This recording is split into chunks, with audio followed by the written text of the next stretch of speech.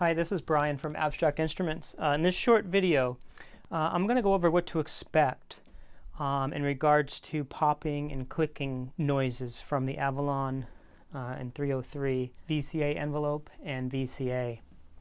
There was recently a post on one of the forums regarding the popping and clicking noises that we're going to go over here. Also, we recently received an inquiry from one of our dealers on behalf of a customer regarding the same issue. So what I'm going to do here is just demonstrate so that you can hear what is normal versus what might be an abnormal situation. So what we have is we have 4 units here synced up, all via DIN sync. I've got 3 Avalons and a 303. And these all run the gamut as far as the flavor, the character of the kind of clicking and popping. And I have one of our reference 303s that to my ears has more kind of on the higher end, just to compare it to the Avalon. Okay, so we have resonance and cutoff at minimum, among other things. It just makes it easier to hear the popping. With the 303, the low end of the filter cutoff range doesn't go as low as the Avalons or a modified 303, and it can sort of mask clicking or popping. On our 303s, most of them, and this one as well, it has the extended low cutoff range, which is simply a resistor value fix. So these will all be characteristically similar as far as the pattern playing and the settings of all the controls. So the pattern we're using here is the same pattern that we received in a video that I believe was shot by a customer to illustrate the noises, to ask if it's normal or abnormal. Okay, so I'm going to go right ahead here and play these for a few bars on all 4.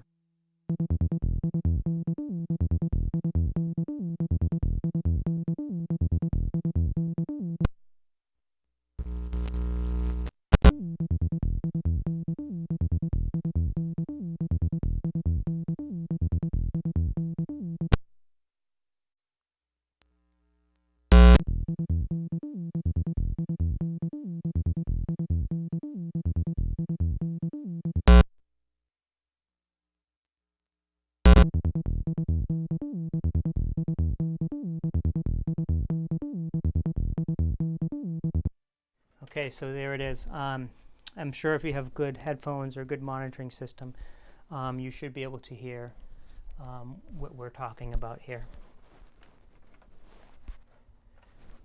Okay, so now I'm going to go back to this reference unit here, play it again.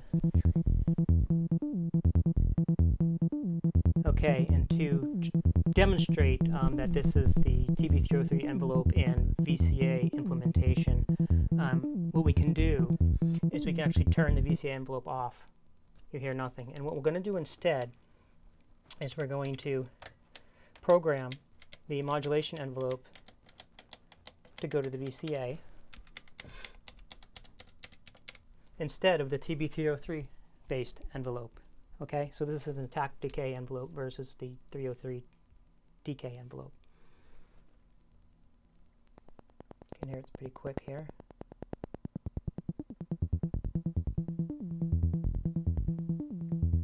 Now if I increase the attack, we have control. Now, no popping, none of that.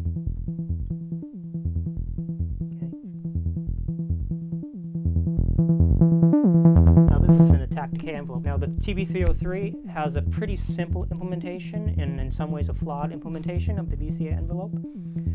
It's a decay envelope, and the attack also has a little bit of a spike that contributes to what we're hearing in the normal mode when we were actually using the 303 envelope here. There's no control over the attack time. And variations in the VCA itself are also will give it a different character or a different amount. Now when you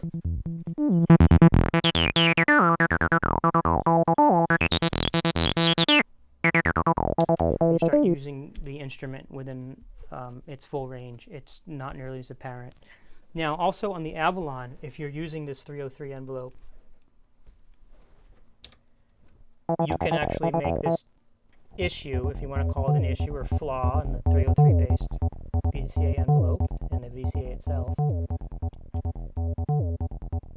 You can actually make it more audible by putting the machine in full range, using a triangle sub-oscillator without many overtones.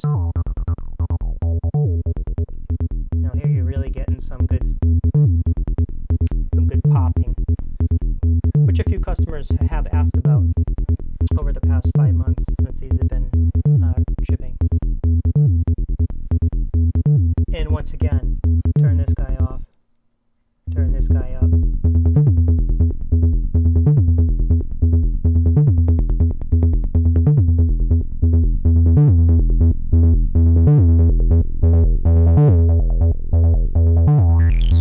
This is a different attack decay envelope design than what is part of the Roland TB303 circuitry.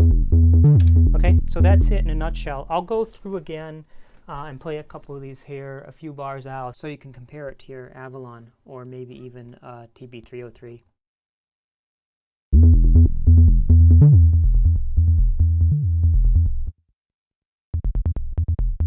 Avalon, worst case, with the triangle sub-oscillator and the frequency response set to